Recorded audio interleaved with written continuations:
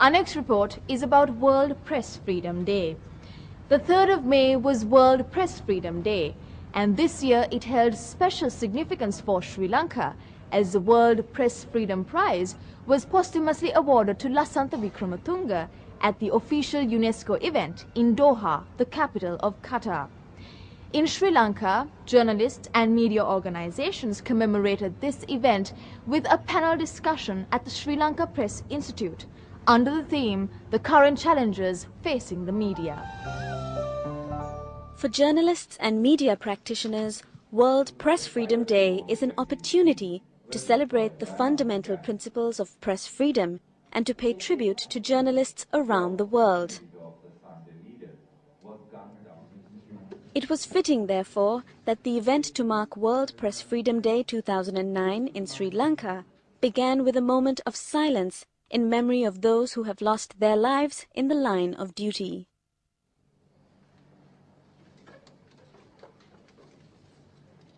Then it was time for the main item on the agenda, which was a discussion on the current challenges faced by the media.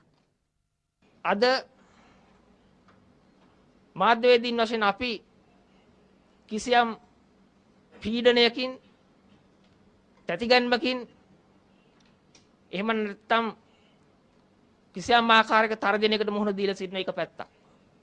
අද මාධ්‍යවේදීන් මේ මුහුණ දෙන ගැටලුකාරී අභියෝගාත්මක තත්වය අද රටේ පවතින යුදමය මධ්‍ය කේන්ද්‍රයෙන් ඉවත් කොට වියුක්තව සලකන්නට බෑ. අපි දැන් ප්‍රශ්න නැහැ කියලා කතා කරනකොට රාජ්‍ය ජනමාධ්‍ය සහ පුද්ගලික මාධ්‍ය දෙක තුලින් තමයි මේ ප්‍රශ්න තියෙනවා නම් අපි කතා කළේ. ඒ කතා කළේ ජනමාධ්‍යයේ තියෙන ප්‍රශ්න විතරක් නෙවෙයි මේ සමස්ත සමාජය පුරා පැතිරිච්ච ප්‍රශ්න මේ ජනමාධ්‍යයෙන් තමයි එළියට දැම්මේ. එතකොට මේ දෙකොටසම අද නිහඬද? එහෙම නිහඬ කරන්න පුළුවන් උනේ කොහොමද? According to panelists representing the free media movement, Sri Lanka's Working Journalists Association and the Editors Guild, journalists are not just faced with violence and intimidation, but also feel that they have been silenced. According to another panelist, however, it is time for the media to look beyond their own experience and instead at the critical juncture they are at now. අර්බුදය හා සම්බන්ධව නිර්මාණය වෙච්ච මහා විශ්වයක් ඇතුලේ තමයි මේ පසුගිය අවුරුදු 30 තුල අපේ අධ්‍යයන දේශපාලන මාධ්‍ය ගණදෙනුව උනේ. මම හිතන්නේ මේ මාධ්‍ය සමාජයේ අපේ මිතුරෝ කල්පනා කරනවා කියලා මට හිතෙනවා මේ සම්පූර්ණ ක්‍රියාවලිය විදිහට මේක ගන්නෙ නැතුව මේක මේ සරල සමාජ තත්වයක් යටතේ මාධ්‍යයට තියෙන ප්‍රශ්න විදිහට ගන්නවායි කියලා. Sri Lanka has long been cited by international media watch groups as a country where media freedom is under threat. With 6 journalists experiencing abductions, assassinations, arrests and detention in 2009 alone, there is a climate of fear among journalists that prevent them from freely expressing their views.